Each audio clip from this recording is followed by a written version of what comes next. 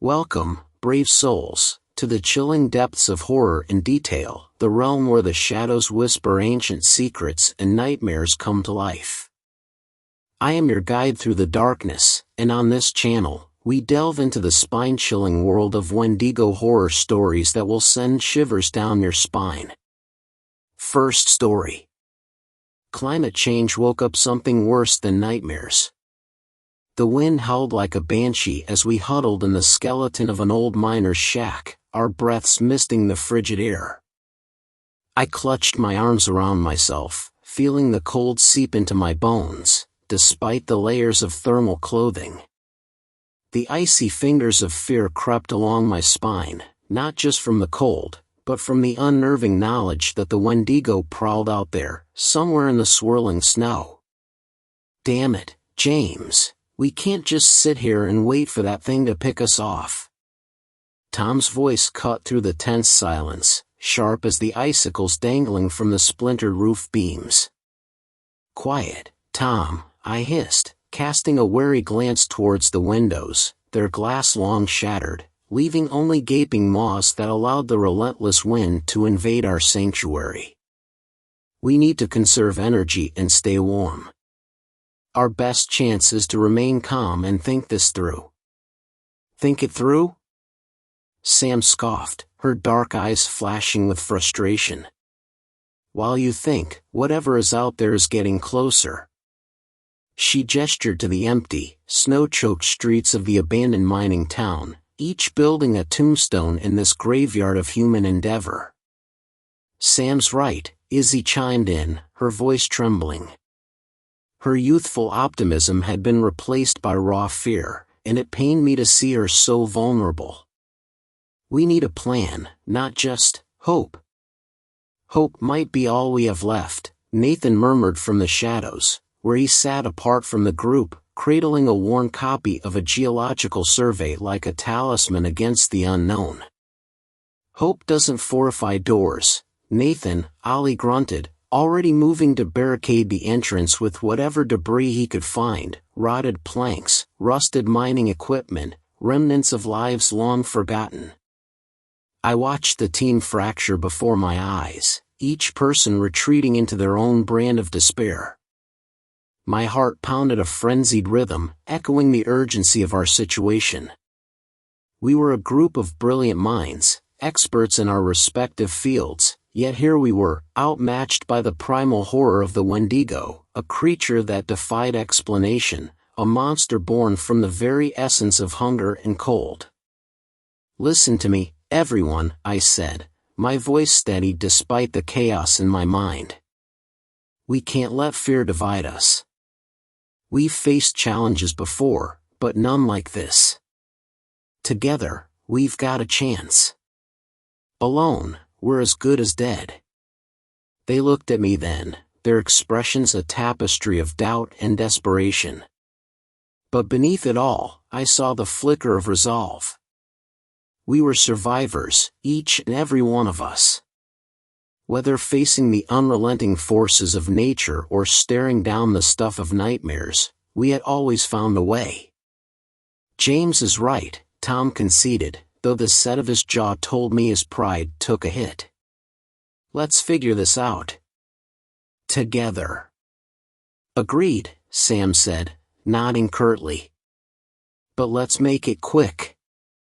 That thing out there isn't going to wait for us to reach a consensus. Okay, I said, taking a deep breath that did little to quell the unease coiling in my gut. First, we secure this place as best we can. Then, we'll come up with an exit strategy. We're not going down without a fight. As they sprang into action, boarding up windows and sealing cracks, I couldn't shake the nagging thought that the Wendigo was more than just a predator. It was the embodiment of this harsh, unforgiving land, a symbol of the struggle between humanity and the dark, insatiable void. And in that moment, the true horror struck me. Even as we fought for survival, we were being hunted by something far older and more terrifying than any storm or beast of prey. Something that wouldn't rest until it had consumed us all. A howl split the silence, slicing through the wind's mournful cries like a knife. We froze, the warmth we'd fought to kindle now a forgotten ember in the face of such primal terror. Our breaths hung suspended, crystalline puffs that seemed too loud in the newfound hush following that dreadful sound. Nobody spoke. Nobody moved. But our wide-eyed stares spoke volumes. The feral call had confirmed what we secretly dreaded. We were not alone in this ghost town. Inside, now! Ali's voice cut through the paralyzing fear with the sharpness of a commander rallying his troops. His deep-set eyes darted around, seeking out shadows that might be harboring our unseen hunter. Sam was the first to react, her survival instincts kicking in as she ushered us toward the nearest dilapidated building.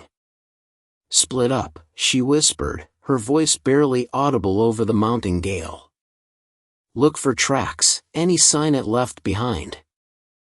I found myself nodding, the researcher part of my brain clicking into gear despite the dread pooling in my stomach. I glanced at Dr. Montgomery, who met my gaze with a grim determination. There was no question about it. We had to find a safe place to hide before the Wendigo did more than just announce its presence. "Tom, Izzy, you're with me." Dr. Montgomery's command was calm but carried an undercurrent of urgency. The young biologist nodded, her usual vibrancy dimmed by the gravity of our situation. Tom, still wearing traces of his earlier bravado, stepped up with a determined clench to his jaw. "Ali, Nathan, you're with me," Sam ordered. She caught my eye for a fraction of a second, a silent promise that we'd watch each other's backs, and then she was leading her group away, their footsteps crunching against the snow. Left in the biting cold, I felt the weight of responsibility settle on my shoulders. As the leader of my small faction, I steered us toward the shadowy interior of what once must have been the town's general store. "Quick and quiet," I instructed, my voice trembling despite my efforts. Inside, the darkness was oppressive, the only light coming from the gaps in the boarded-up windows. "Check the back," I told Tom, who nodded and disappeared behind a row of empty shelves, his flashlight a small beacon in the gloom. "Anything?" I called softly after a moment, my own flashlight sweeping across the dusty floor, looking for evidence of intrusion or escape. "Nothing here," Tom replied, re-emerging with a shake of his head. "It's clear." "Then we secure this spot," I decided, feeling the walls for sturdiness. They would have to do.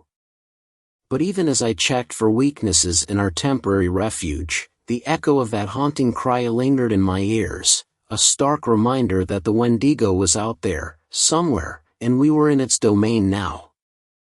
A crimson streak in the snow snagged my gaze, a stark contrast to the surrounding whiteness. My breath hitched, frost clinging to my scarf as I crouched beside the gruesome trail. "Over here," I hissed, signaling the others with a mix of urgency and dread. Tom and Izzy joined me at the crimson-stained snow, their faces pale in the dim light. The trail led away from the general store, disappearing into the howling wilderness beyond. I could feel the tension mounting in the air, a silent acknowledgement of the danger we faced. "Is that blood?" Izzy's voice quivered, her eyes wide with a mixture of horror and fascination. "It looks fresh," Tom observed, his breath forming misty clouds in the frigid air. "We have to follow it." A chill crept down my spine as I realized what this meant. The Wendigo was not just a distant threat, it was here, among us, its hunger manifest in this macabre path it had left behind. "We stick together," I ordered, my own voice betraying a flicker of uncertainty. "Stay close and stay quiet." With grim determination, we set off into the unforgiving landscape, where shadows danced like sinister specters in the twisting light of the fading day. Each step left a mark in the pristine snow, a reminder of our presence in this desolate place. The trail of blood led us deeper into the heart of the abandoned town, past crumbling buildings and broken remnants of lives interrupted by some ancient horror. As we followed the ominous path, a sense of unease settled over us like a suffocating blanket. The wind whispered through skeletal branches, carrying with it a bone-chilling cold that seemed to seep into our very souls. I could see the fear reflected in my companion's eyes, a silent understanding passing between us that we were treading on ground tainted by something far more sinister than we had ever encountered. The trail eventually led us to an old mine shaft, its yawning maw gaping like the hungry jaws of some forgotten beast. The air around it seemed to grow colder, the very atmosphere thick with dread. I exchanged a wary glance with Tom and Izzy, their expressions mirroring my own apprehension. Whatever lurked within that mine was a mystery we were compelled to unravel, even as every instinct screamed at us to turn back and flee. "We can't go in there," Izzy's voice quavered, her hands trembling at her sides. "We have to," Tom insisted, his tone firm despite the fear lurking in his eyes. "If we want to have any chance of surviving this, we need to confront whatever's causing this chaos head-on." I nodded, my jaw set in grim determination. There was no turning back now. With a deep breath to steady my nerves, I took the lead, venturing into the darkness of the mine shaft. The air grew thick with dust, the sound of our footsteps echoing off the walls like ominous whispers. As we delved deeper into the belly of the mine, a sense of foreboding washed over me. The walls seemed to close in around us, suffocating and oppressive. Every shadow held untold horrors that threatened to spring forth at any moment, shrouded in the darkness that enveloped us like a suffocating cloak. The stench of decay hung heavy in the air, mingling with the metallic tang of blood that clung to the walls and streaked patterns, a macabre mural of terror. My heart hammered against my ribs, each beat a thunderous reminder of our vulnerability in this desolate place. I could feel the weight of gazes watching us from unseen corners, a palpable malevolence that made my skin crawl. A soft whimper from Izzy broke the silence, her grip on my arm tightening as we pressed forward into the unknown depths of the mine. Tom's breath hitched beside me, his flashlight trembling slightly in his hand as we navigated the labyrinthine tunnels that seemed to twist and turn endlessly. And then, a sudden shift in the shadows ahead caught my attention, a subtle movement, fleeting yet unmistakable. I raised a hand to halt our progress, my heart hammering in my chest as I strained to see through the murky darkness. The faint sound of shuffling echoed off the walls, sending a shiver down my spine. "Did you see that?" Tom's voice was barely above a whisper, his eyes wide with apprehension. Before I could respond, a low growl reverberated through the tunnel, chilling me to the core. The air seemed to thicken with an otherworldly presence, suffused with a primal malice that prickled at my skin. I gestured for silence, my grip tightening on the flashlight as I slowly advanced, every nerve on edge. As we crept closer, the shadows seemed to coalesce into a grotesque figure hunched over in the darkness. Antlers twisted like gnarled branches adorned its skeletal frame, and the stench of decay grew overpowering. The Wendigo stood before us, its eyes gleaming with a hunger that sent a bolt of terror through my veins. Time seemed to slow as we beheld the grotesque form before us, a monstrous fusion of man and beast that defied all reason and sanity. Its gaunt limbs were twisted with sinew and bone, its elongated fingers tipped with razor-sharp claws that gleamed malevolently in the dim light. A guttural growl reverberated from the creature's chest, sending a shock wave of fear through our small group. I could feel my companions trembling beside me, their breaths coming in shallow gasps as we stood frozen in terror. The Wendigo's eyes bore into mine, a chilling intelligence lurking within their depths. It sniffed the air, its nostrils flaring as it seemed to assess us with a predatory gaze. I knew then that we were nothing more than prey to this ancient evil, mere morsels to sate its insatiable hunger. With a sudden surge of movement, the Wendigo lunged forward, its movements swift and unnatural as it closed the distance between us in a blur of motion. Instinct took over as I raised my flashlight, the beam cutting through the darkness to reveal the creature's twisted form in stark detail. Its pallid skin was stretched taut over its skeletal frame, veins pulsing beneath the surface like writhing serpents. Without hesitation, Tom sprang into action, brandishing a makeshift weapon he had fashioned from a broken piece of wood. The sound of his defiant shout echoed off the walls of the tunnel as he thrust the crude spear toward the Wendigo, aiming for its heart with unwavering determination. The Wendigo's antlered head jerked to the side with an eerie grace, narrowly avoiding Tom's strike. In retaliation, it lashed out with a clawed hand, swiping at him with blinding speed. Tom stumbled backward, a gash appearing on his forearm where the creature's claws had grazed his flesh. A surge of adrenaline coursed through me, yet I stood frozen in shock as our group amid panicked screams. I watched in horror as the creature turned and finished what it had started, devouring Tom alive, his cries reverberating in a sickening chorus of death. I finally broke and ran headlong into the darkness, the sounds of the others fading behind me. Yet I can hear the occasional scream, some further, some closer. The beast is finishing us off. I don't know if my story will make it out of here, but I don't think I will. Second story. I hunted the Wendigo that ate my sister. Last summer my younger sister went missing on a camping trip with friends. She had just turned 20 and we had started to drift away from each other. I'd gotten busy focusing on my own life. I left the country for a new job. When I came back at Christmas, I found out she had gone missing. It explained why she hadn't been answering my messages. I didn't understand why no one contacted me about her disappearance. The police claimed to not have my new number and didn't have access to her phone. I was certain her friends didn't want me knowing because they had time getting their stories straight. I asked for a leave from work to track down those 4 friends. They all claimed that she had gotten up in the middle of the night to go to the washroom and no one noticed she hadn't come back until the morning. I didn't buy it. They all said a slightly different location from where they camped that night. None of them gave corroborating details about the campsite. One said they used logs for seats. Another said the entire area was clear.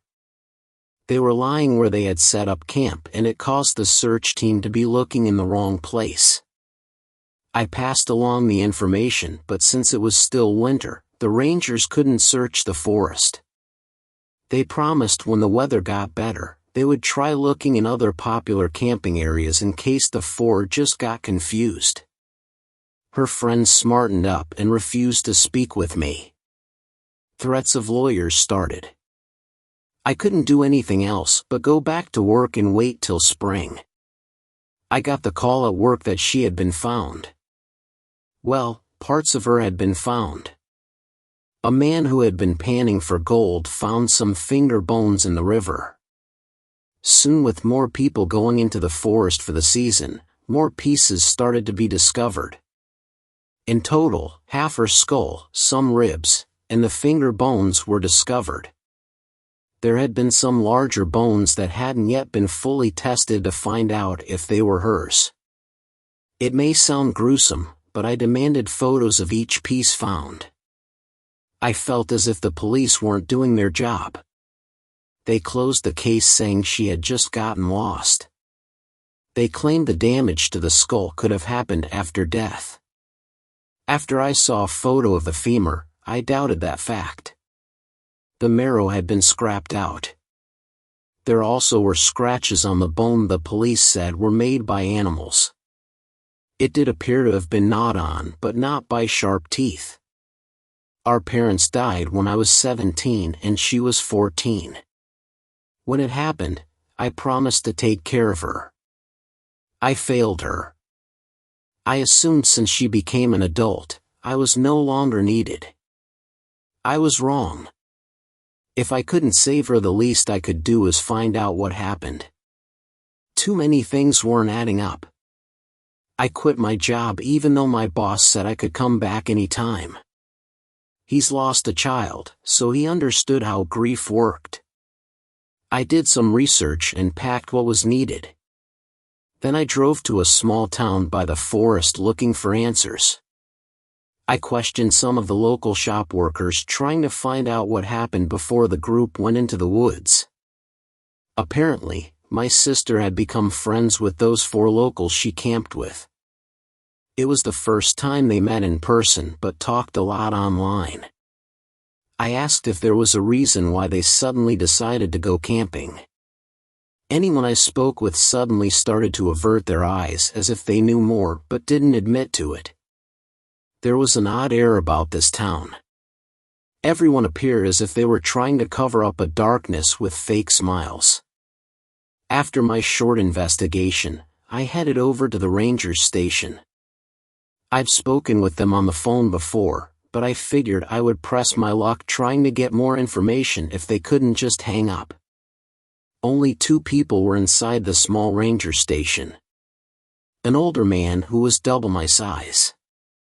But I bet he was still fit enough to do his job.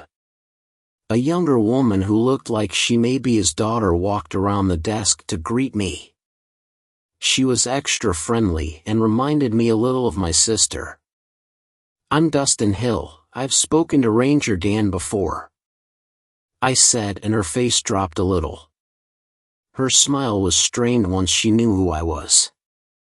The other ranger didn't get up from his chair. His face was half hidden by a large local newspaper. He flipped the pages trying to ignore me. "I have no news for you," he said, not even looking up.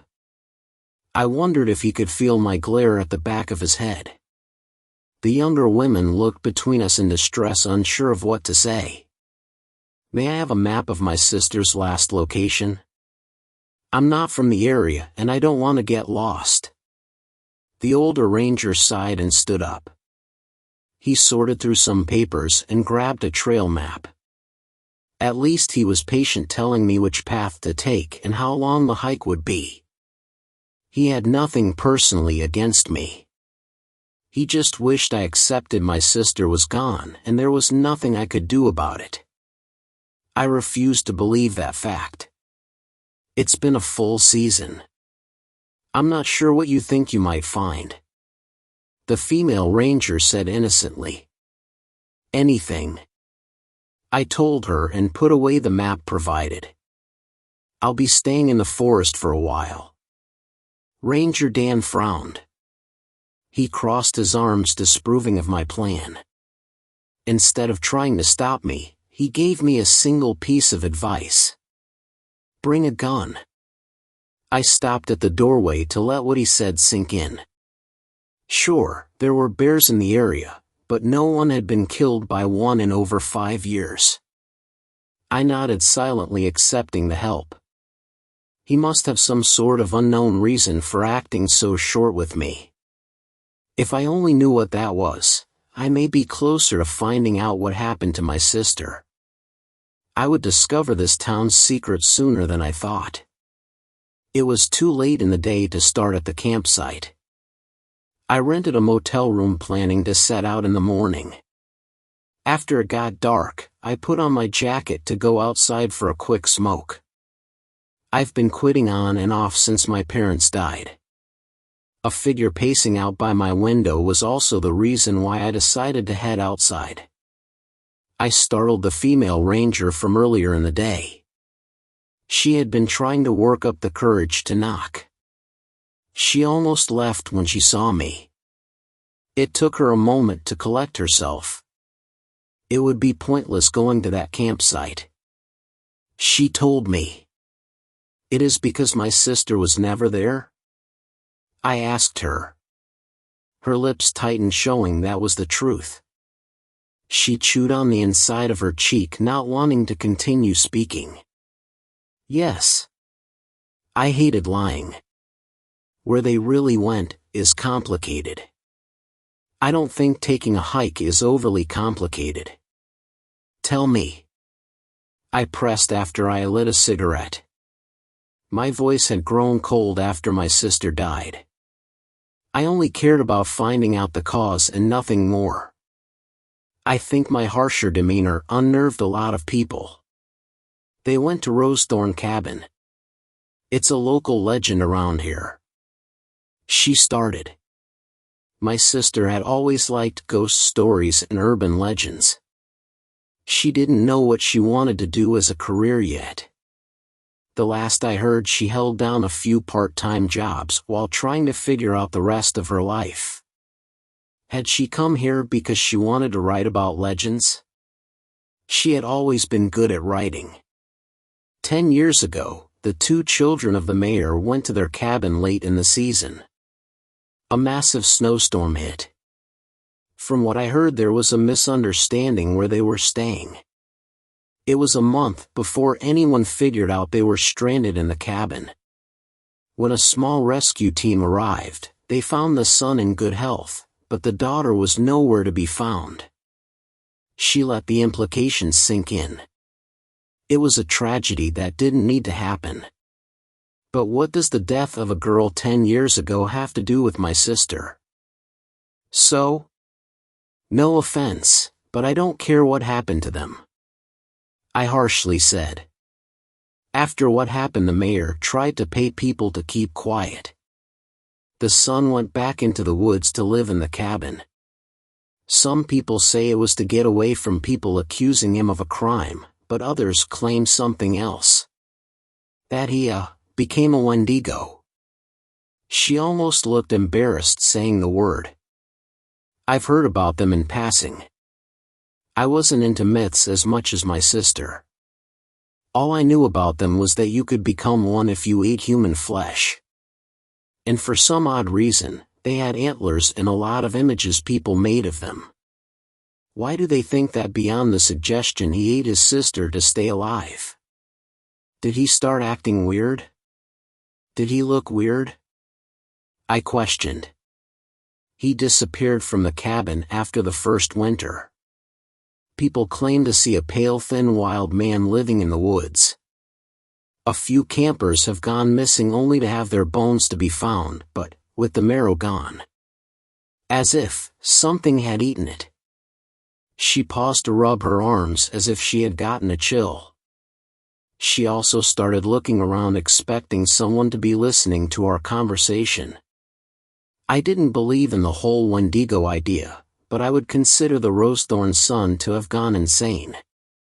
She pulled out some papers from her back pocket and held them out for me to take. I'm sorry about your sister. Her death should not have happened. The mayor has since become a powerful politician. He's done everything in his power to ensure it's not well known that his son might be living in the woods killing and eating people. Even if you find evidence that proves your sister was murdered by our local Wendigo, you may never be able to get the truth out there. Still, I made you a map of how to get to the cabin. I hope you find what you're looking for. I thanked her for the help, truly glad someone in this town was willing to tell me the truth. She soon left, not wanting to be caught. People of this town thought there was a monster in the woods. They had been tight-lipped for my safety. I finished smoking and then went back inside the small motel room ready to try and get some rest. I would need it for the hike the next day. I checked out in the morning.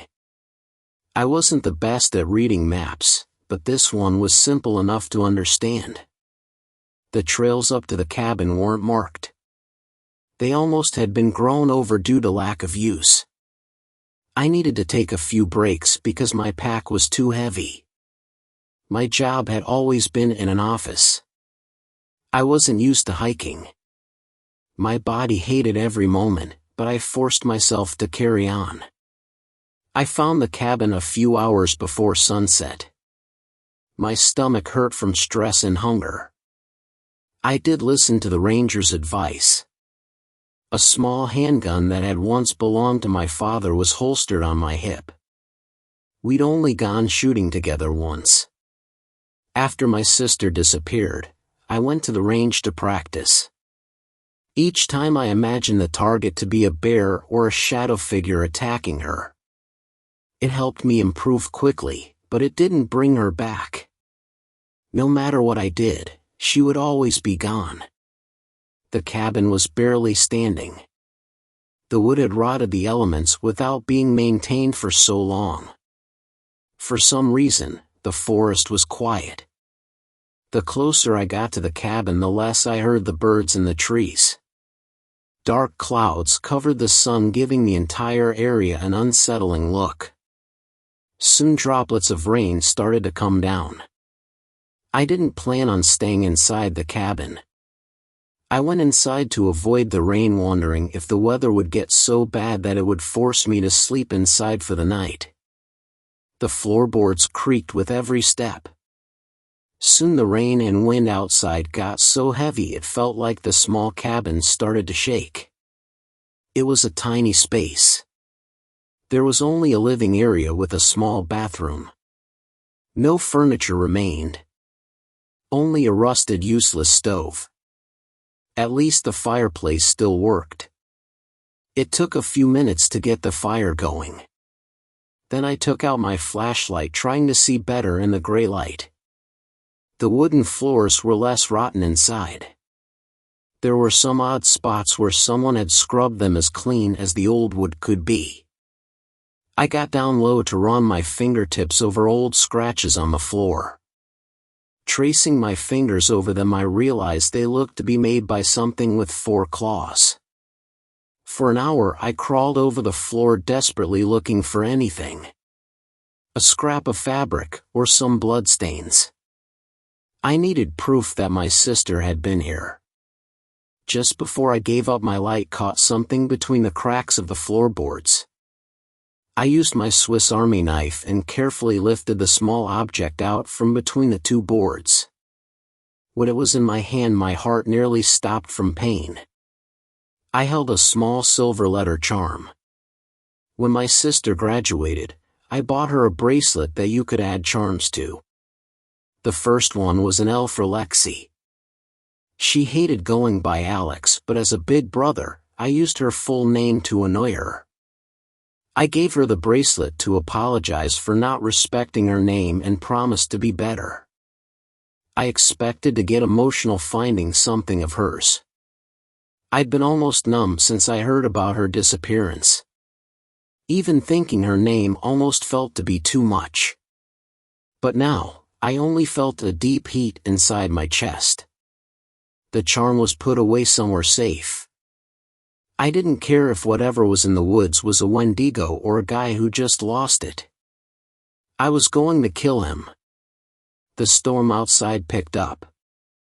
At some points the thunder and wind made the entire building tremble. I didn't want to be inside if the roof came down, but I wouldn't be able to see if I went outside. My stomach was too stressed for dinner. For hours I sat facing the door with a blanket to try and keep away the early spring chill. I planned to stay out here for as long as my food held out for. I didn't need to wait that long. When the storm started to die down, an odd smell came into the air. I buried my nose in the blanket, trying to avoid it. It grew so strong my eyes started to water before I started to get adjusted to it. When I was younger, a trash bag broke when I tried to take it out of the can. Inside were some freezer-burned steaks we had thrown out along with other food waste.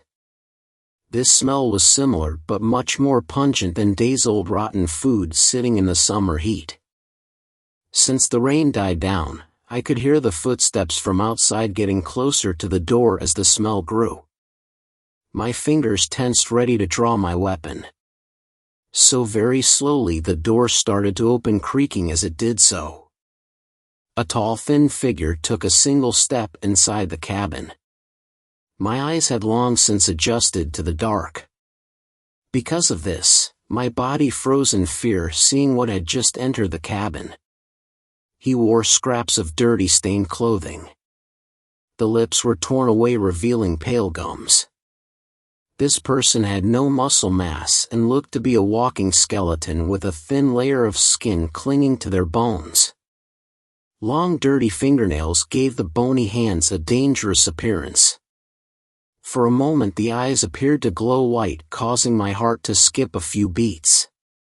When it met my eyes, it smiled and inhaled a rancid breath. I snapped out of my trace.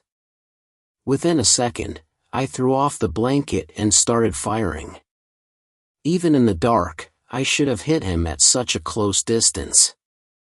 I lost count of how many times I pulled the trigger. Dark blood that appeared black poured from 3 bullet wounds on its chest, and yet those long legs covered the distance between us, showing not an ounce of pain. It fell on me. I kicked, threw punches, and did everything I could to get that vile creature away. To my horror, it started laughing.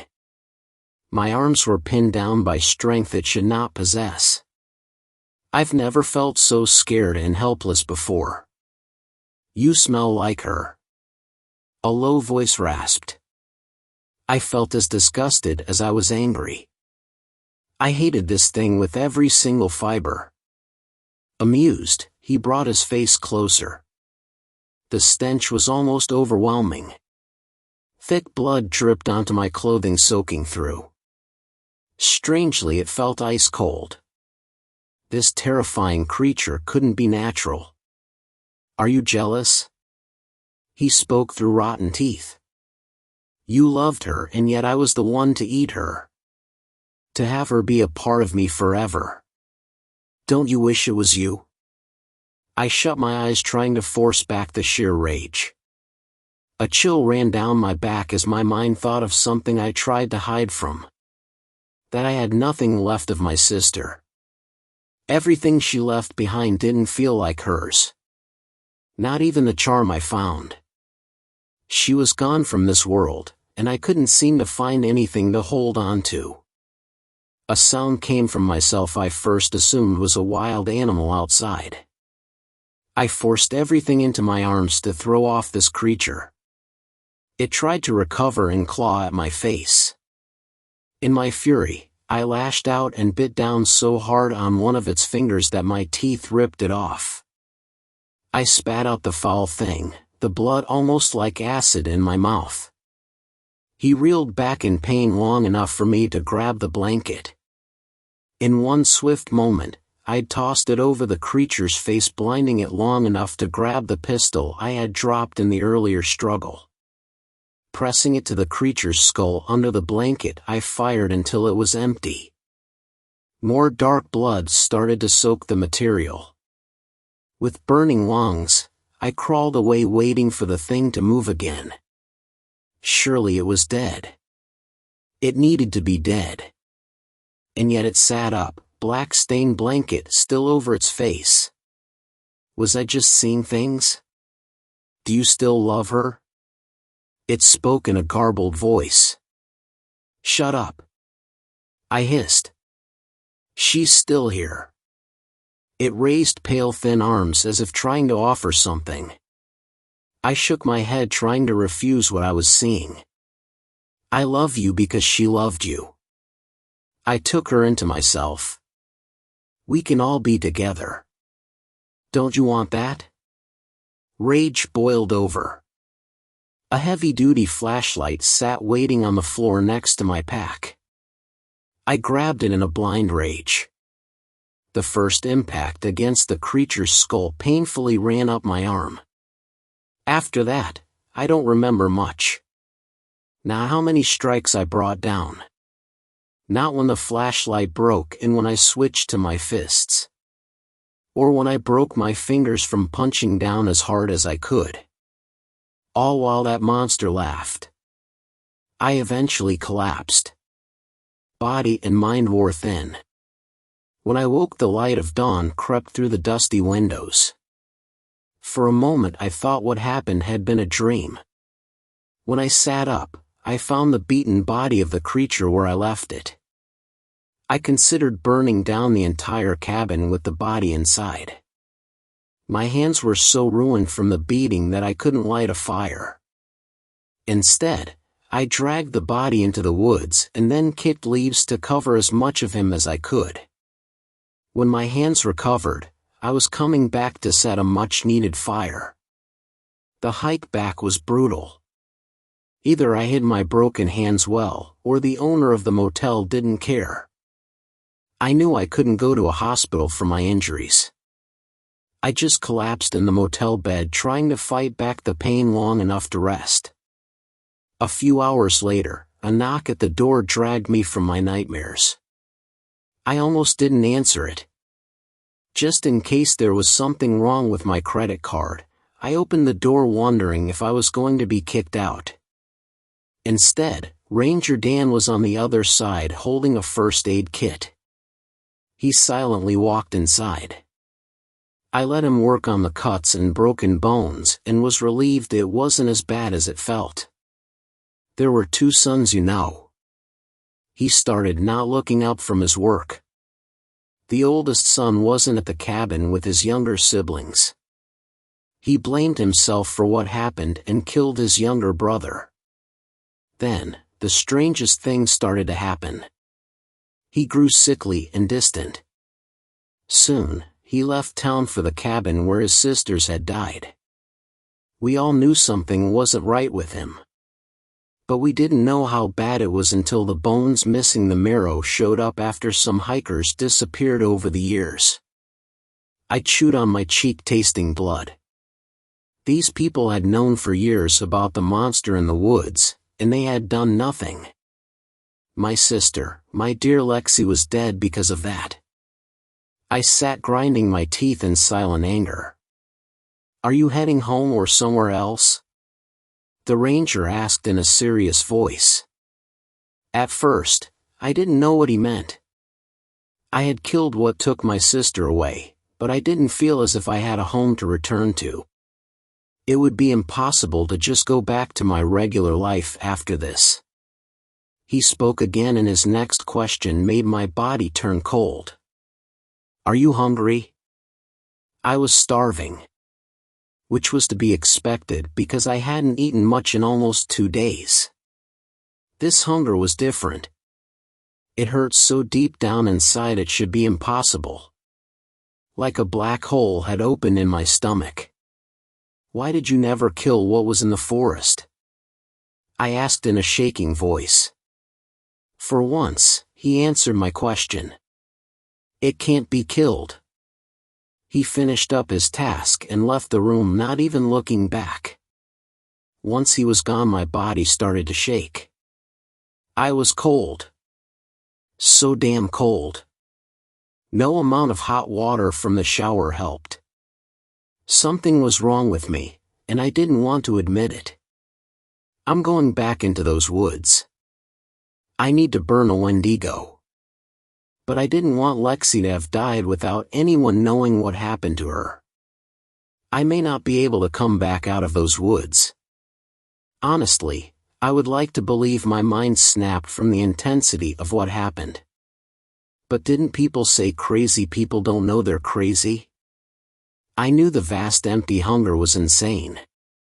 I knew this cold running through my body wasn't natural. And I know sane people don't start chewing layers off their lips. I'm scared of what I'm becoming. Crazy or a Wendigo. Either way, I love my sister and fire should solve this problem before I pass it on to someone else. Third story. Another night.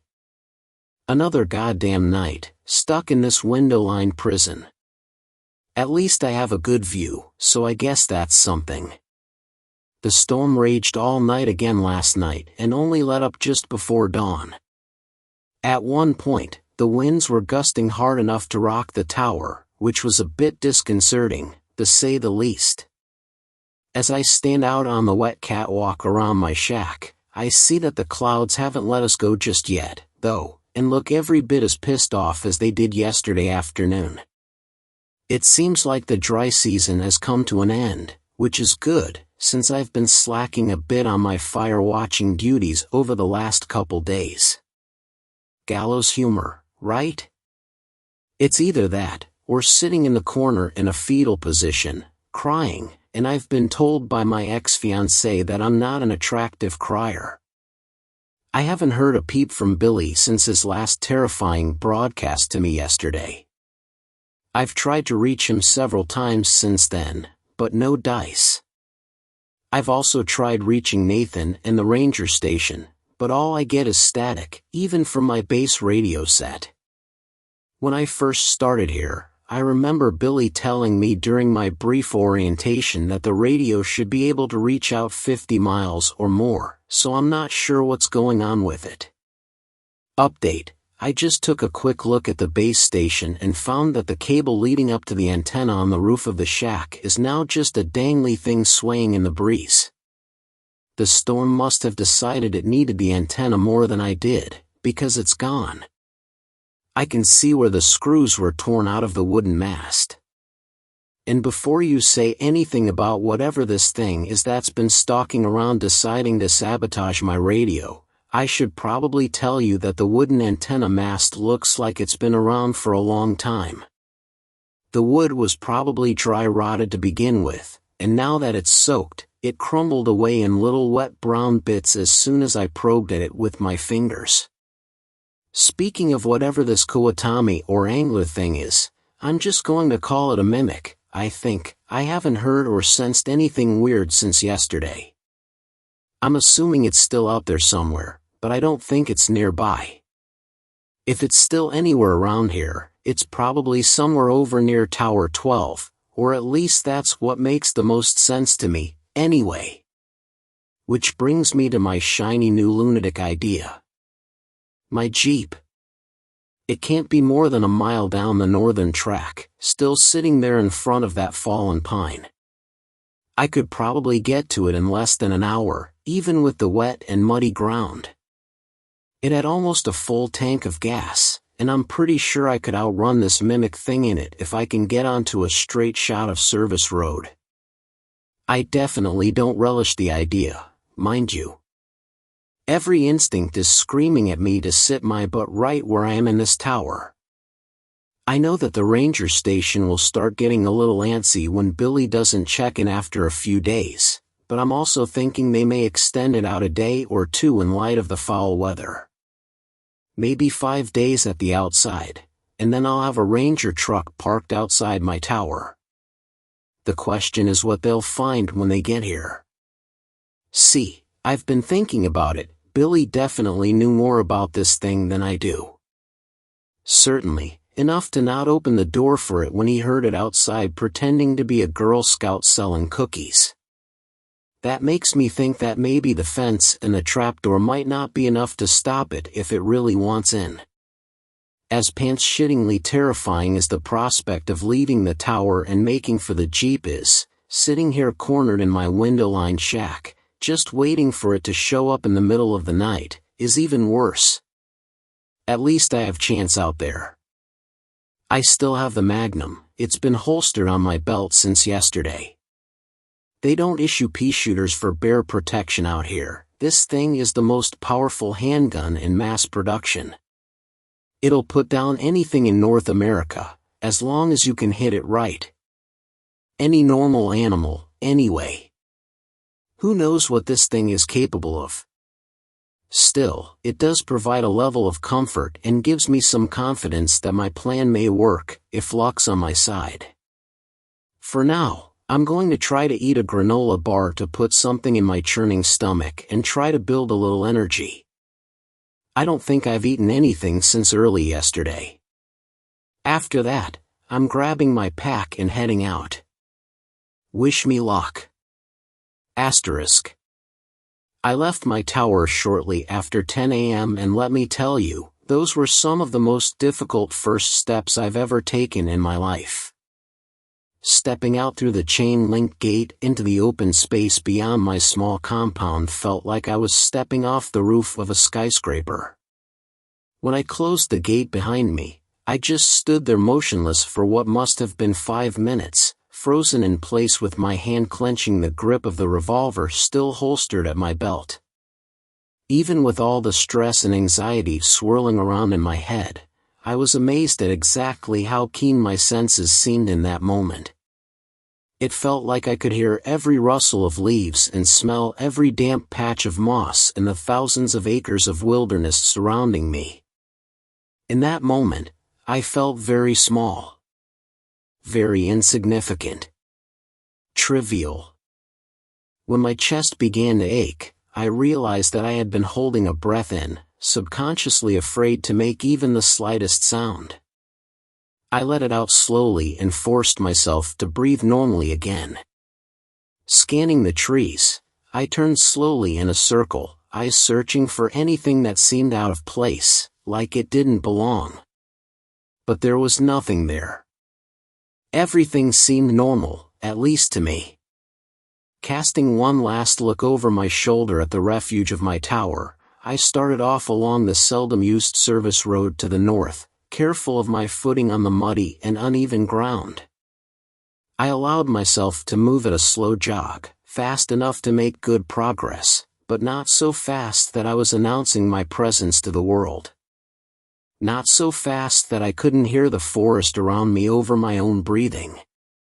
I stopped a couple times during my trek to catch my breath and take a drink of water and thankfully still seemed alone and unpursued for now. I wondered if it was out there somewhere among the dense trees, hiding in the muted gray shadows of the forest. Maybe it was looking for me at that moment. Perhaps it had returned to my tower in my absence, found it empty, and was even now tracking my flight along this trail. If I paused long enough, would I see it suddenly rounding the gentle curve behind me as it caught up? Or did it prefer to move more stealthily, among the trees and underbrush, laying in wait alongside the path ahead, ready for my approach? I had to forcibly shake myself of that line of thought. It wasn't doing me any good now. I was committed to my plan. The thought of retracing my steps and returning to my lonely watchtower held just as much terror, because now it sat there unmanned, unwatched, abandoned. For all I know, the mimic could be there at this very moment, ransacking my shack. I definitely didn't want to walk back in on that little scene, I can promise you that much. I ended up making surprisingly good time on that northern path. It was only about 30 minutes before I saw the dim shape of my Jeep, waiting dutifully in the middle of the path ahead.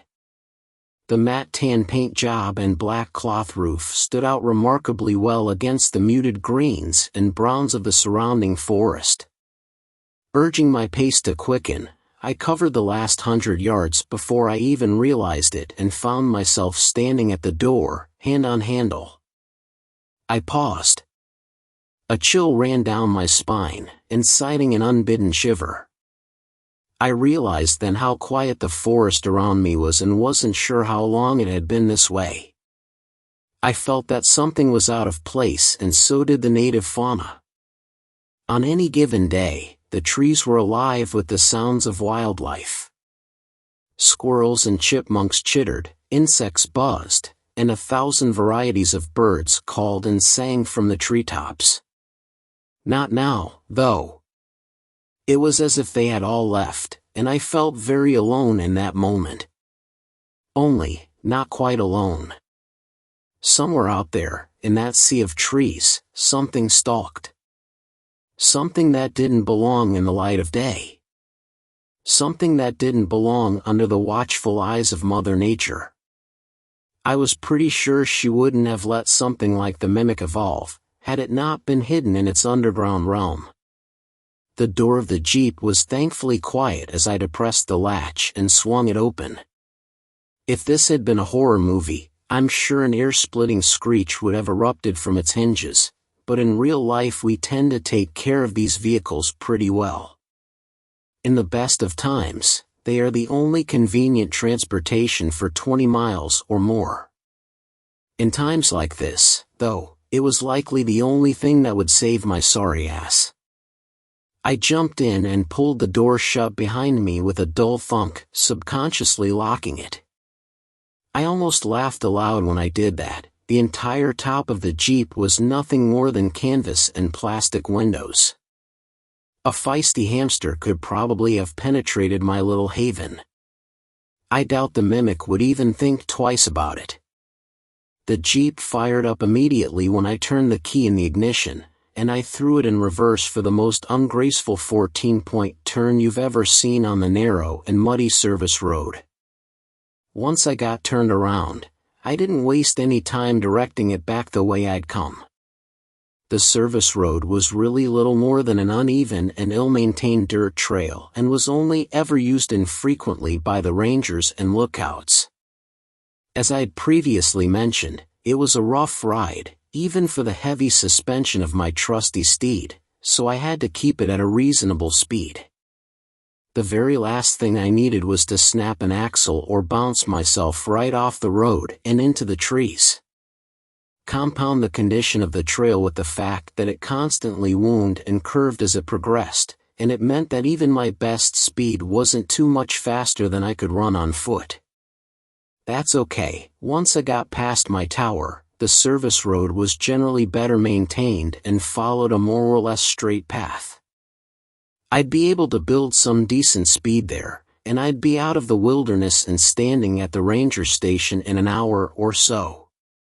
The abrupt appearance of my tower caused me to feather off the gas as I rounded the last curve from the northern track. I slowed to a crawl and squinted through the now dirty windshield. From here, everything looked exactly like I had left it. The gate still stood closed and, looking up, I could see the trapdoor also appeared shut. Maybe this thing hadn't returned. Hell, maybe this thing wasn't ever going to return. For all I knew, it was headed in the opposite direction. It's not like it had a GPS or anything. It was at that moment that I nearly pissed myself when the radio still clipped to my belt squawked and I heard probably the last thing I had expected to hear. Billy. John, are you there? The signal was pretty clear, but his voice sounded weak, strained. I almost didn't respond. I was frozen, indecision clouding my mind. I didn't know what I could trust to be true, but I doubted that this mimic had read the radio manual and learned to operate the handset. I snatched the handset from my shoulder and keyed the mic. Billy? Holy shit, is that you? He answered me right away, and I thought I could hear relief in his tone, buried under his pained words. John, thank God. I was afraid you were gone.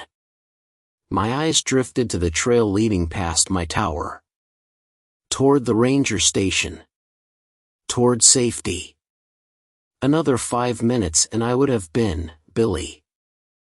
I've got my Jeep and I was just about to haul ass for the ranger station, I replied. What's your status? There was a moment of silence and I wondered briefly if he'd even heard me. But then he answered. I'm not doing too hot, John. I'm in my tower, but that thing hurt me. I've lost a bit of blood and have been drifting in and out. I've patched myself up as best I could, but I can't stop the bleeding from my leg. I frowned and closed my eyes a moment, asking a question that I was pretty sure I knew the answer to. Are you able to get to your Jeep? I thought I heard a coughing bark of laughter before he answered. I don't think so. I'm pretty banged up. What happened, Billy? The son of a bitch got into my tower. I managed to get off a shot at it, but not before it got the jump on me, he explained. It took off before it did me in, so I think I hit it. I don't know where it is now, though. My tower is wide open, though, and it hasn't come back, so maybe it's dead. I doubted that. Things never work out that simple. Are you stable, Billy? Can you be moved? Another silence, and then, I know what you're thinking, John.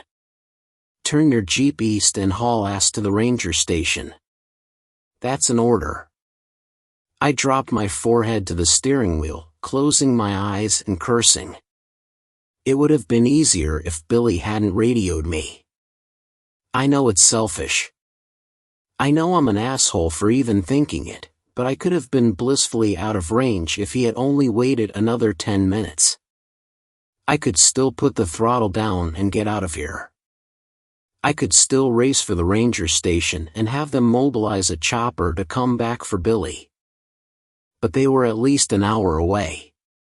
Factor in the spin-up and travel time for the helicopter, and you're talking more like an hour and a half before anyone gets to him. He didn't sound good. Something told me it was unlikely he would last that amount of time. I could still turn left. I'd likely live, but could I live with myself, knowing that I left Billy to die alone in his tower? What if our situations had been reversed? Sure, I might be saying the same words he was saying now, but in my heart, I'd be pleading for that voice on the radio to help me. I couldn't imagine being in his position, lying there, hurt and bleeding out. Knowing that his safe haven was wide open, and that thing was out there somewhere. Look, I know what you're going to say. I know what you're probably already saying. Don't be a dumbass. This is exactly why everyone dies in a horror movie. I get it. Believe me, I get it. But this isn't a movie, and my friend was lying there dying in a shack. If I could get to him and get him into the Jeep, we could both be out of here, leaving all this twisted nightmare bullshit behind us. Billy, I'm headed your way. Get ready, because we're going to wrestle you down the stairs and into my Jeep as quickly as we can, I said, cranking the wheels to the right and taking the western trail with more speed than I should have. John, I gave you an order. Get out of here now. Despite the situation, I managed a sardonic grin as my rig bucked and bounced over the uneven trail. Billy, I'd like to take this opportunity to officially tender my resignation from the fire watch. Now shut your mouth and conserve your strength. I'll be there in 15 minutes. Asterisk. 15 minutes turned out to be a pretty good guess, and before long I skidded to a halt outside Tower 12, next to Billy's ride. I opened the door and stepped out into the quiet air, my handgun coming out of its holster and held before me like some sort of shield. I took a quick moment to let my eyes roam over the surrounding woodlands for any sign of movement before quickly jogging around my Jeep and towards the compound's entrance. I passed through the open doorway, taking note of the heavy chain-link gate that was laying twisted 15 feet inside of the fence. Another dozen paces and I was at the base of the stairs, craning my neck to make sure nothing was awaiting me above. I keyed the mic at my shoulder and said in a low voice, Billy, I'm outside of your tower right now, heading up. For Christ's sake, don't shoot me. I turned the volume on the speaker down just in time for his response. Damn it, John, I told you to leave. But despite his words, the gratitude and relief were clear in his tone. I started up the stairs, revolver still held at the ready as my other hand ran lightly along the railing. My eyes were drawn to the red-black spots staining the gray paint of the steel steps. I found even more of the viscous fluid on the railing as I continued my ascent. Blood, but not Billy's. Good. I hope that fucker is laying in the woods, breathing its last breath. He definitely hit it, but I had no way of telling how seriously it was hurt. In a human, bright red blood indicated an arterial bleed, which was typically a fairly significant injury. With this thing, who knew what black-red meant? I climbed the rest of the staircase as it wound around the tower and stopped just below the open trapdoor. Billy? I called out cautiously.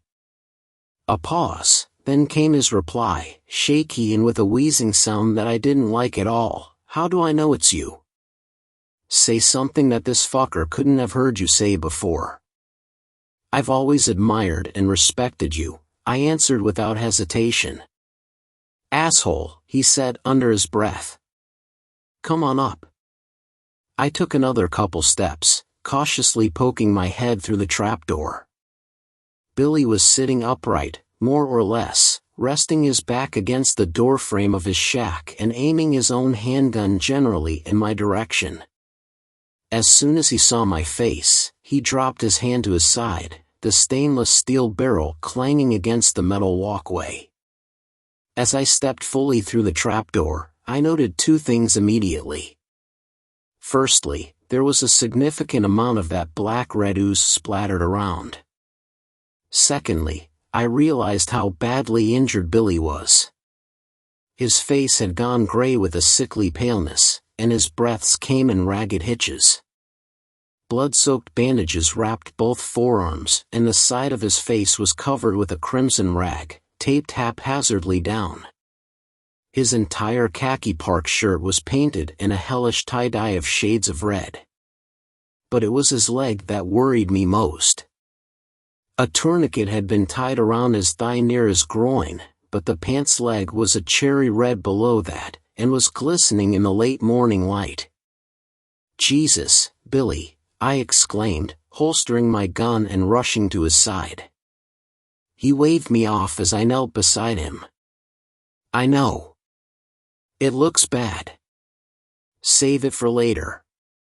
Let's get out of here before that thing decides to come back for another round. I nodded and stood again, taking a quick glance past him and into his shack. A twin to my own tower normally, Billy's looked like a war zone now. His table and desk had both been overturned and smashed, along with his base-set radio. On the floor nearby was a satellite phone, its antenna and display obviously smashed during the attack. Lifting his arm over my head, I helped him to his feet. He grimaced in pain, but threw his remaining strength in with mine, and we began the precarious descent through his trapdoor. Did you at least get to make your phone call? I asked him as we took the steps carefully and agonizingly slow. He shook his head. It got here just as I was getting ready to. It was using your voice, telling me that you were from the park service and that you were here to help. He looked at me with a shaken astonishment. It sounded just like you, John, but when I looked over the catwalk railing down at it, he winced again as we half stumbled on a step. Almost there. John, he continued, holy hell. I've never seen anything like it. I shook my head as we reached the bottom step and moved onto the rain-soaked ground and grunted with exertion. Save it, Billy. We have a long ride ahead of us, plenty of time for that later. He just nodded as I maneuvered him around the passenger side of my Jeep and helped him climb in. Once he was in, I hurried back around to the driver's door and got in, starting the engine as I pulled the door closed behind me. Throwing it into reverse, I felt the wheels break loose as I stepped on the gas with a bit too much enthusiasm. I swung the 4x4 around and put it into drive, pointing it back towards my tower, and beyond, safety. I only had a heartbeat's warning from Billy before I saw it, barreling from the underbrush at us. It threw itself, a great mass, crashing into the side of the Jeep, and Billy scrambled to get away from it, damn near climbing over the center console in the process and knocking my hands off the wheel in his panic. The Jeep swung wildly left and I stomped down on the brakes to avoid careening off into the trees. One of the front wheels dipped off the road and the steel bumper crashed through a small cluster of oak saplings, halting us abruptly and stalling the engine. Everything went silent in that moment as we froze. My breath hitched in my lungs and my eyes widened in shock as I laid eyes upon this abomination for the first time. My first impression was that it was much larger than I had thought, but the nightmare visage before me eclipsed such a pedestrian observation. The thing stood in the middle of the trail still, shaking its head as if trying to recover its senses after the collision with the 2-ton vehicle. It looked vaguely humanoid in a sense, but it walked on 4 limbs clearly proportioned to such a task. It was hairless and with mottled pink-gray skin stretched tight over muscles, bones, and odd, unidentifiable bulges. The limbs seemed to have joints that bent in all the wrong directions and ended in what should have been claws.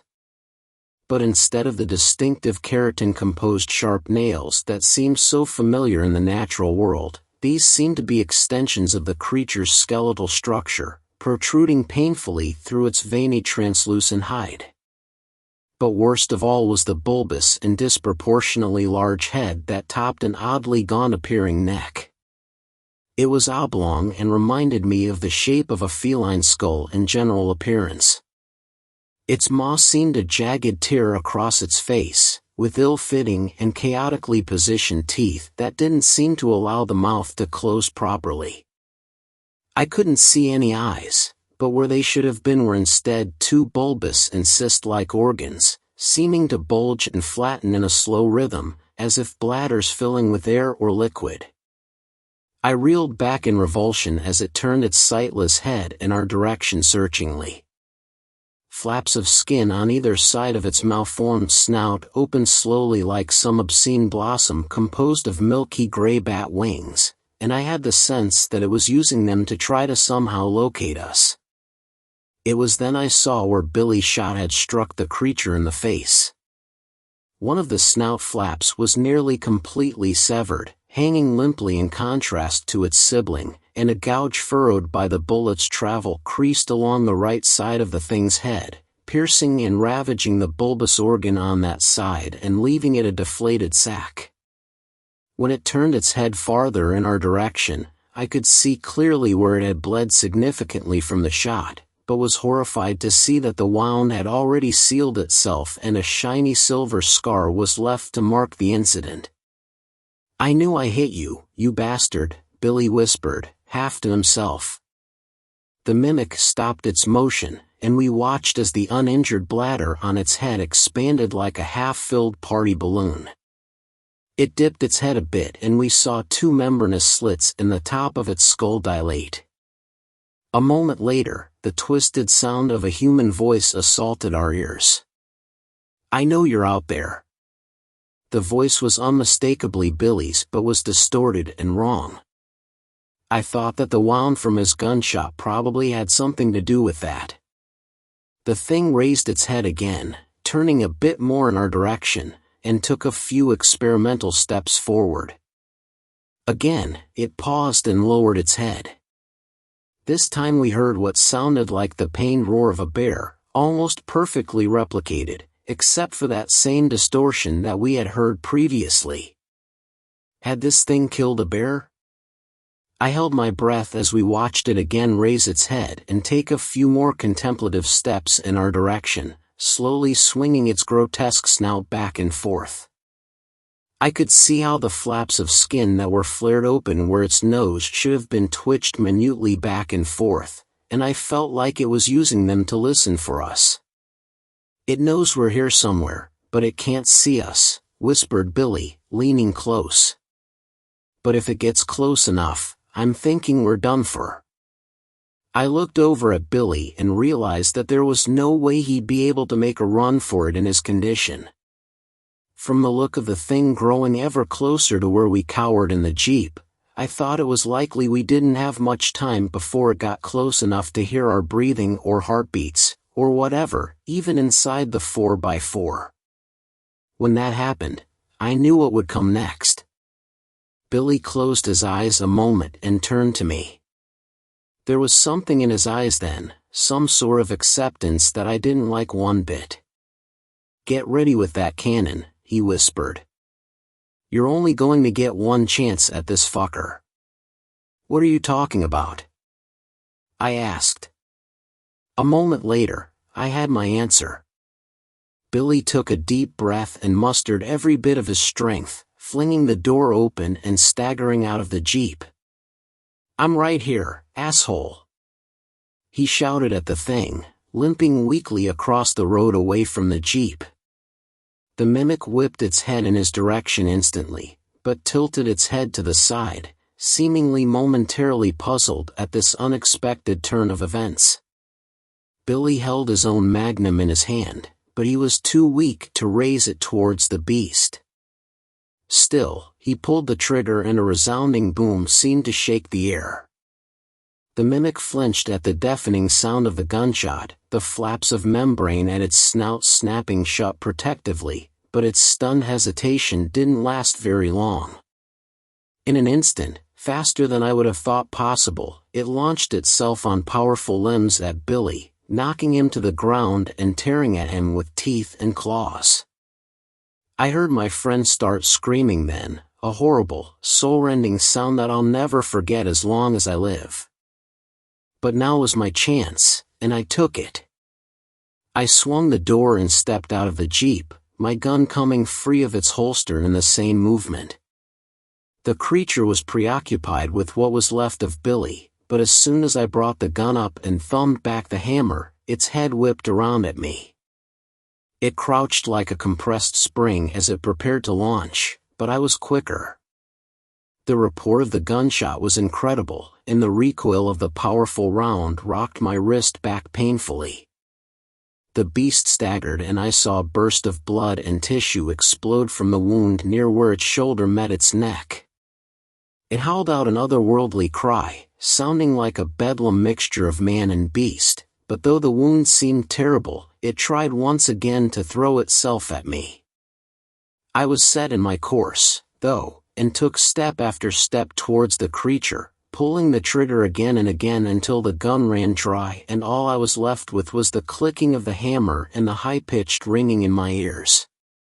The acrid smell of gunpowder stung my nose, and by the time I finally stopped, I found myself within only a few feet of the horrid thing. 6 blackened holes stippled the neck and torso of the creature where the bullets had entered, and I knew that the destruction of their exits on the opposite side would be far worse. The mimic lay sprawled across the ruined body of Billy Johnson, its weight crushing whatever had been left of my friend. Black-red blood spread out from beneath the thing's bulk like an oil spill across a smooth floor.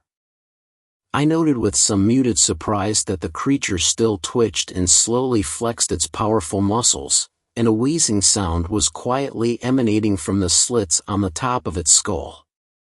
I holstered my empty handgun and scanned around the sodden ground for what I knew was there. A moment later I spotted it, Billy's own magnum, laying half buried in the muck where it had been torn from his grip under the weight of the monster. I snatched it up and shook it clear of most of the mud and grass. Opening the cylinder, I saw that only one unfired round remained. That was enough, though. I approached the horror before me without apprehension or pause, my eyes focused on this thing that had caused such pain and terror. I thumbed the hammer back and placed the muzzle against the mimic's head, which still convulsed with some small remaining life. I didn't know if it would be able to heal from the wounds I had already inflicted. Logic told me it was unlikely, but the silvery scar I had seen from Billy's previous encounter caused me to question everything I thought was possible. I felt the tremors from the creature vibrate through the gun as the barrel rested against its skull, right between where its eyes should have been. I tensed my finger on the cool steel of the trigger and the crack of the gunshot echoed through the forest. It was done. But even as I walked back numbly to the Jeep and restarted the engine, I wondered if that was true. I thought back to the journal I had read, written more than 130 years before, and how it had alluded to tales of this creature going back long before then. As I drove the Jeep along the rough and winding service road, I wondered at the possibility that what we encountered was the only one of its kind. That this same beast had somehow terrorized cultures separated from each other by great time and distance, spawning the legends that the author of the journal and his companions had pursued. It didn't seem likely. And now the door was open. Fourth story. Don't pull into someone's driveway. I'm not quite sure how to start this. I am a 22-year-old man who has been bedridden for the past year and a half. My spleen and kidney are gone. As a result, I'm bedridden for a large portion of the day and live with my parents. It's been a pretty depressing life ever since my 21st birthday back in May. I live in southwestern rural Massachusetts and haven't been able to fully participate in my life recently. It sucks, but I guess I'm just lucky to be alive. At this point, you're all probably confused as to what I'm writing. I needed somewhere to warn people, to write down the experience I had on my birthday that night in 2016. It was a late night out with the boys. We were out at the bar in town having a good time up until 1 a.m. It was my birthday. May 14th. I was the last one to be dropped off at home. Our designated driver and I were having a chat about plans for the 4th of July. He missed my street.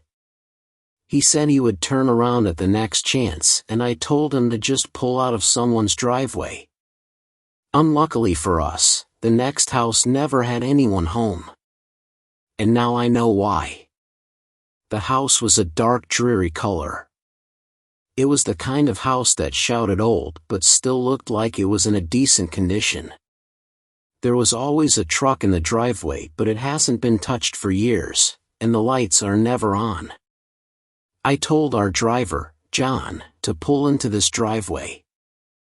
I knew the house owner was almost never home, and so he complied. As John drove up the driveway, I couldn't help but let my eyes wander in boredom. I've never actually studied the lot, but everything seemed weirdly well kept for the local ghost house. Believe me, people never saw the house owner here, but the place was always tidy. Rumors flew around saying that it was the local drug house, or that it belonged to some sort of underground cult looking to stone itself in northern New England. Boy, were those rumors wrong. Funnily enough, I would have preferred to be assaulted by a drug lord compared to the experience I had. John looked at the house and jokingly said we should get out of here before the satanic cult gets us. My eyes suddenly snapped to the window. I saw two glowing orbs pointed right at our direction, covered by a window curtain. At first I ruled it out to be nothing but a possible window decoration. But in my near-drunken stupor I couldn't help but panic. As John turned, the light from the headlights slowly revealed the figure standing behind those orbs. It was unlike anything I had ever seen. A horror movie creature, too real to be mistaken as a hoax. Its eyes gigantic and reflective, taking in the entire scene of the two passengers in front of it. One frightened, the other ignorant of its existence. It had a humanoid shape, with long, slender arms. What looked like spikes ran down along its spine, and the thing looked starved. I could see its ribcage jutting out from its skin, even from my position at the bottom of the driveway. Its bald head seemed much too small for the pair of eyes it donned. It stood completely still, staring at me. I couldn't help but feel captivated by its horrific presence. I stared back. Was it dead? It hadn't moved, and I saw no signs of it breathing. I was completely entranced by its eyes. As I looked into them, I felt the strangest sensation of pain. But it didn't feel bad. It was almost refreshing. Believe me, I am not a masochist. But what I felt then was almost like jumping into a cold pool on a hot summer day without preparation. It just hit me as a shock, then I was suddenly used to it. I thought John had been under the same effect as me, but it seemed that this entire course of events had taken place in mere seconds. The engine roared, stirring me out of my trance. I looked at John quickly, confused. Then I looked back at the creature, wanting to feel that odd sensation again. What I saw instead horrified me. It lifted its slender arm to the window. Even then the arm was much longer than I initially thought. It seemed to stretch almost the entire length of its body. Then, I saw its hand. Long, pointed fingers jetted out from its palm. Vicious fingers, no. These were more like claws. They all pressed against the window, and the face slowly turned to track the movement of our car. As we drove home I couldn't help but shiver. John asked me several times what happened, but I just stared forwards. His voice echoed in my ears. It's not that I couldn't respond. I'm not going to give you any bullshit like I had been cursed and never speak about this creature. No. I didn't want to. I didn't want anyone else to know about this sensation I had felt. I wanted to keep it for myself. Nobody else could feel this. This pain. It was mine. I'll say it once again. I am not a masochist. I normally avoid any harmful situations out of fear of hurting myself. The irritation it causes is just ridiculous to me, no matter how dire the wound. But if you could be there, if you could feel the sensation this beast produced. It was addicting. I wanted to feel it again. We were home faster than I realized. John said goodbye and told me to be careful, but I got out of the car without saying a word. I didn't wave either. I just walked up our driveway. The headlight shone on me as I walked, and our motion-sensitive light flicked on a quarter of the walk up. I heard John turn around and take off. I opened my garage door and walked into my house. I walked into my kitchen, tense from the encounter I just had. I sat at the table and put my hands in my head, thinking about the event that just occurred. I was contemplating what to do when I heard a quiet patter to my side. The flap to our doggy door opened up. I was expecting to see Carly, curious as to who came up the driveway so late at night. What I saw instead frightens me to this day. I saw its long arm jet through the door, then its slender torso working its way through. I was reasonably horrified at how the creature fit itself through the small place. As it stuck its head through, I saw its eyes. I instinctively shut my own now that I knew it was alive, now that I could see its full form, now that it followed me home and I saw its obsession with me. I didn't want to experience that trance again. Next thing I knew, I was on my back, my bones aching and my skin flaming. I opened my eyes slowly to see the creature draped over my body. I felt a pain in the right part of my chest and looked down. I was horrified. My chest had been torn up, rib cage and tissue all exposed and flayed. Panic set in quite easily. I was alive. How did I not black out? Was this thing eating my spleen? My kidney? Are my lungs next? I was horrified. You have not felt terror until you have been forced to witness a creature eating your own organs over your body. I couldn't move. I couldn't pass out. I couldn't die. I wanted to die. The pain was unbearable. The psychological strain I must have felt at the time would have driven a person to insanity. But I was still conscious. I hadn't bled out. Why? Why? Why? I felt my flesh burning. I felt my mouth foaming. My head was spinning. I couldn't even handle the idea of watching myself being torn open and eaten like bag of chips. Suddenly the lights flicked on. The creature disappeared almost instantly. I heard a shriek.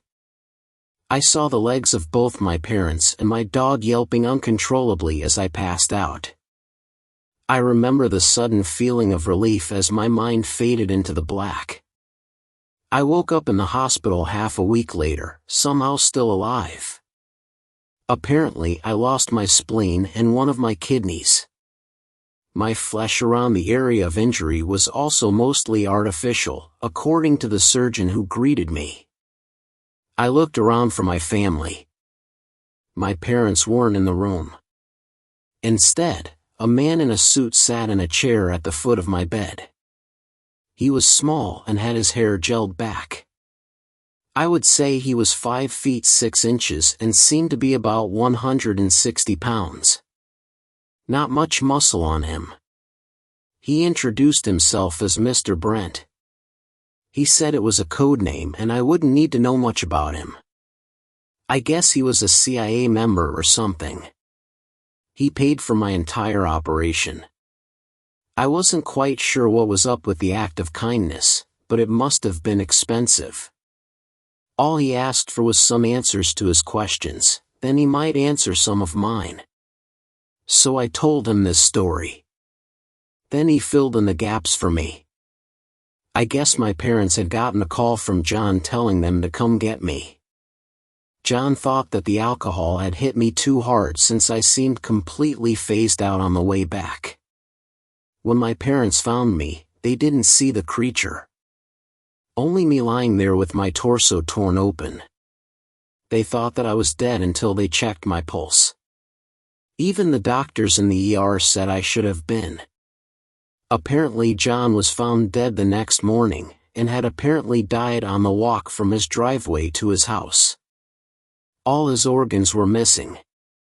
Then Mr. Brent told me what this creature was. He called it a Wendigo. Those things from Algonquian folklore. They eat human organs and hate light, which is why I guess it chose an abandoned house to live in. Once you see one, it never stops chasing you. Most horrific of all, though, was its saliva. Apparently it keeps humans alive and conscious through whatever wound is inflicted upon them, so that they can feel the full terror and pain that the Wendigo punishes them with, until their heart is consumed. I asked him about the eyes. Apparently, whoever he worked for didn't know about this. I guess I'm one of the few people to live through a Wendigo attack, so not much is known about them. Everybody else is found in a state like John was. I asked him if it was alright to talk to other people about this. He said it was fine, and I could even post it online, since nobody would believe me anyways. That was the last I had seen of Mr. Brent for the week. A week later I was rushed out of the hospital by what appeared to be a SWAT team. I was put into the back of a white van.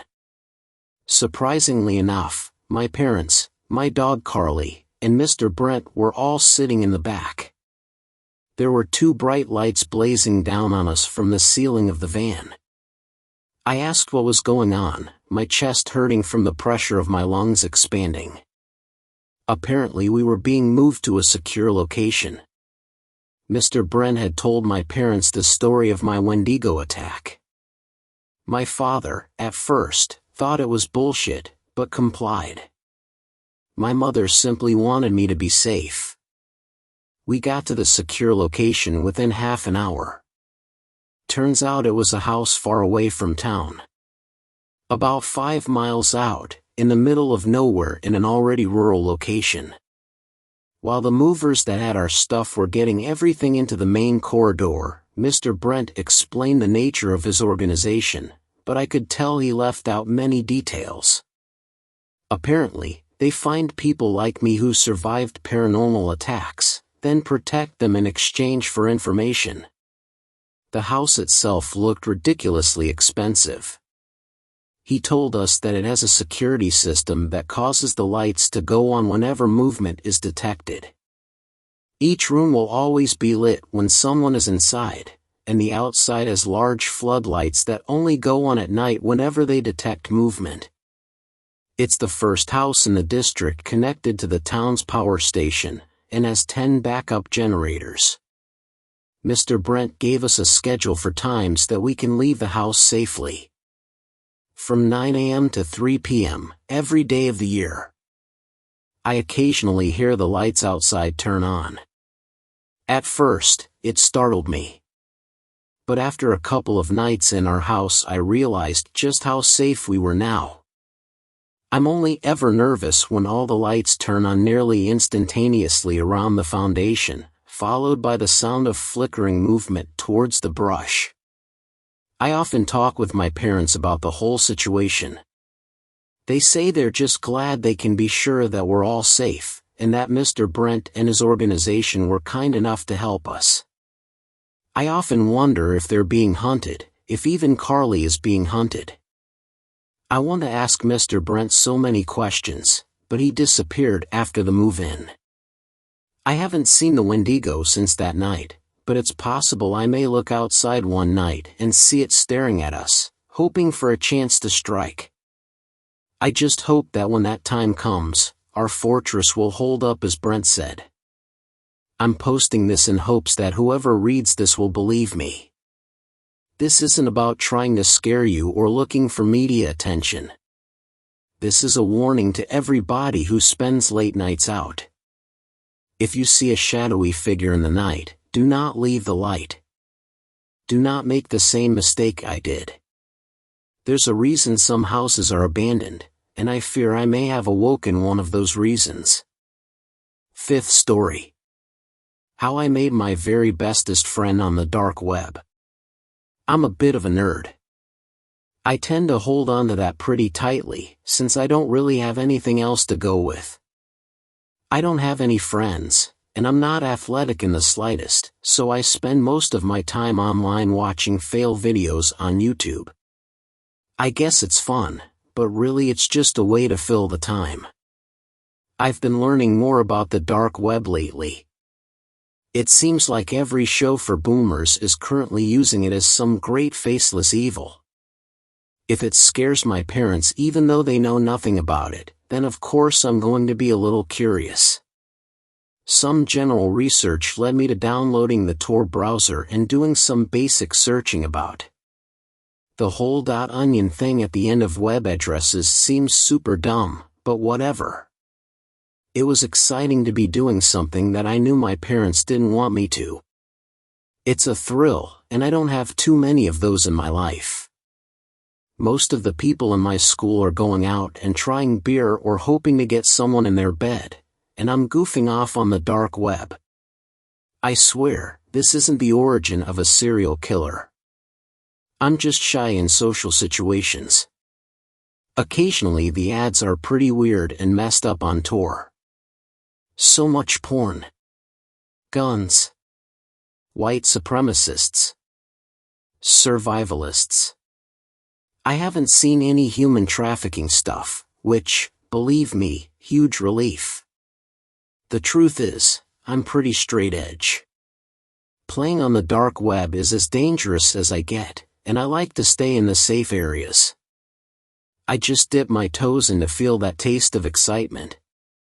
Something has to fill the void of having no friends. So when I saw the ad that blared "Program Your Own Friend" in bright pink and red letters, with a fuzzy stuffed puppy pictured below it, I suppose I was pretty much the perfect target audience. I clicked on it.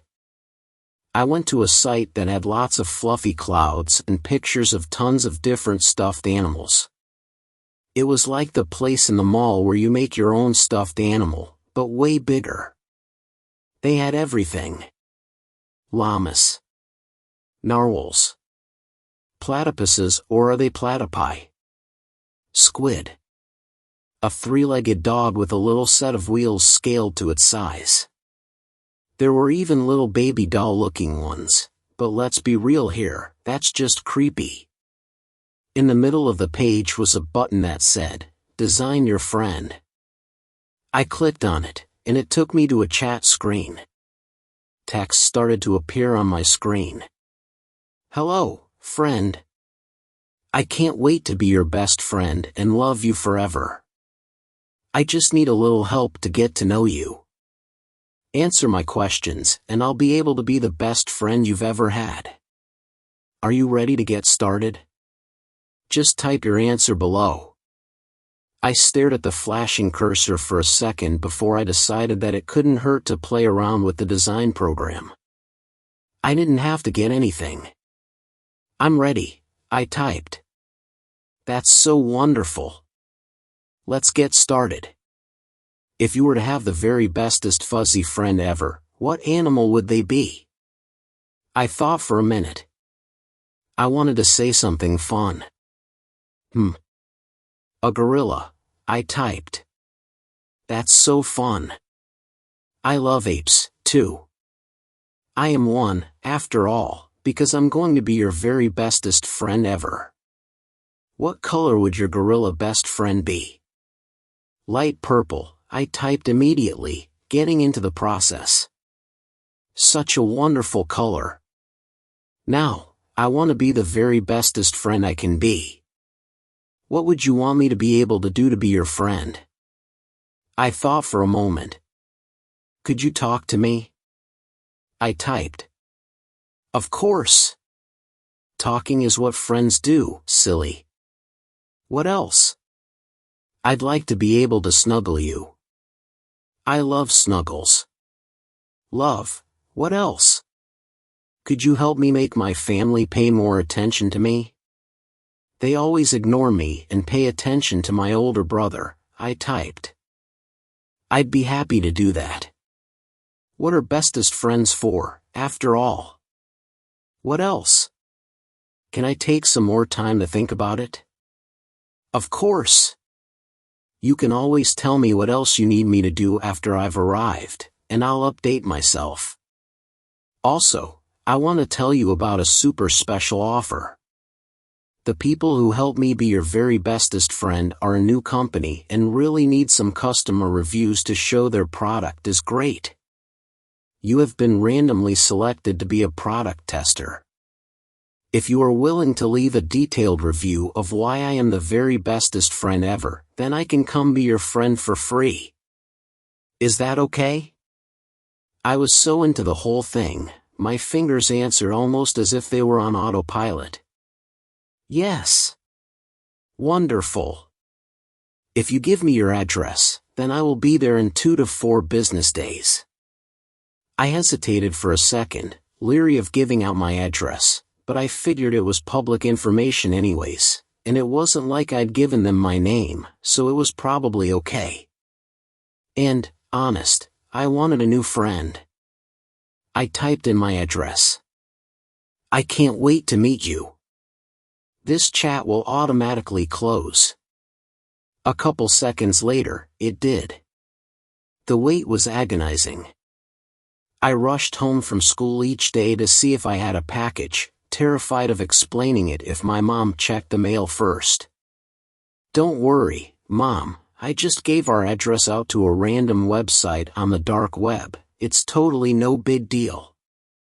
Yeah, right. Finally, 3 agonizing business days later, when I checked the mail, there was a large box with our address. There was no name, although I hadn't given them one, so that made sense. No return address either. But what else could it be? I ran up the stairs to my room and plopped the box down on the floor. Grabbing scissors off of my desk, I sliced the box open. Inside, there was a light purple gorilla and a single sheet of paper. I grabbed the gorilla out of the box. It was amazing. It was so soft and squishy, and while I could feel thin wires running through it on the inside, there were no hard chunky pieces in it like in all other talking, snuggling stuffed animals. I loved it already. Hi, I said to it. Nothing. Are you my new friend? Nothing. This was disappointing. But I guess it's still a cool stuffed animal. I reached back in the box and pulled out the sheet of paper. Across the top it said, "How to turn on your new best friend for the first time." A part of me was intensely embarrassed that I had somehow not thought to immediately look for directions. Thankfully, no one had witnessed that dumb moment. The directions were pretty basic. There was a key phrase I had to speak, made up of random words that wouldn't usually be heard together so that he didn't get turned on by accident. I was just about to say the phrase when I heard my mom come home. She yelled from downstairs for me to come help set the table for dinner. I guess I would activate my new friend after dinner. Dinner seemed to take forever. As soon as I was done washing the dishes, I ran up to my room. But then my mom yelled at me to do my homework. So I got that done. Then I had to take a shower. Brush my teeth. Take out the trash. Finally, everything was done and it was time for bed. I told my parents and my brother good night and went to bed. I turned off the lights, grabbed my small flashlight and the stuffed gorilla, and went over to the bed. I whispered the key phrase. Daffodil cream fart propellant. There was a pause, and then the gorilla's mouth swung open. Hello. I'm your very bestest friend, it said in a loud, cartoony voice. I jumped, started by the sudden noise, and then rapidly threw the blankets over our heads. Can you be quieter? I hissed. Of course. Anything to make you happy, the gorilla said in a volume just above a whisper. Thank you. You're welcome, bestest buddy. So, I said, is there anything else we need to do to get you up and running? I'm all set. Want a snuggle? Its voice was so sweet it sounded like tooth decay. Sure? I was not sure. Okay. The gorilla crawled up the blankets to my chest, curled up, and snuggled down into me. The gentle weight and slight warmth felt really comforting. All the days of anticipation had really taken it out of me, and now I felt really at peace. Like I wasn't alone anymore. Before I knew it, I had dozed off to sleep.